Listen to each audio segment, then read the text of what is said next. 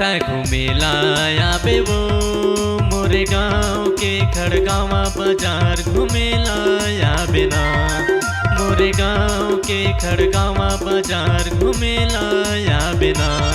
मैं घूमेला आऊँगा तोरे गाँव के खड़गावा बाजार घूमेला आऊँगा। तोरे गाँव के खड़गावा बाजार घूमेला आऊँगा।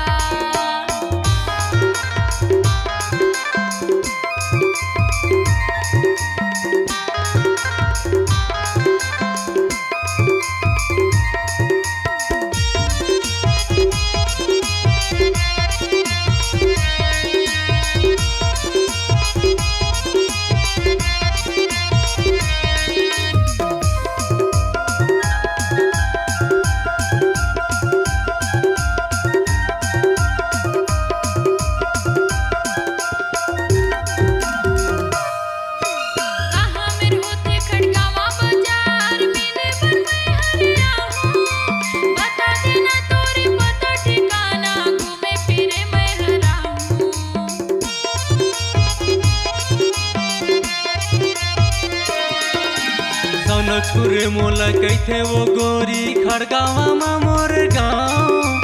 लिख लेना तय पता ठिकाना यही हवे मोरे गाँव। लिख लेना तय पता ठिकाना यही हवे मोरे गाँव। तय घूमेला आबे वो मोरे गाँव के खड़गावा बाजार घूमेला आबे ना। तोरे गाँव के खड़गावा बाजार घूमेला आऊँ ना।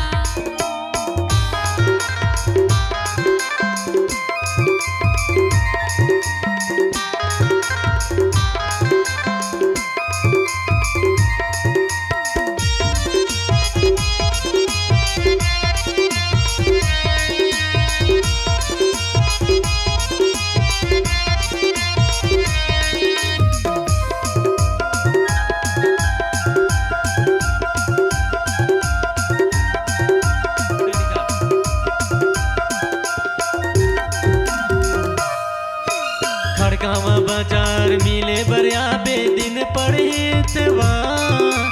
मन मन के रानी तोला खवा हूँ आ जाबे एक बार।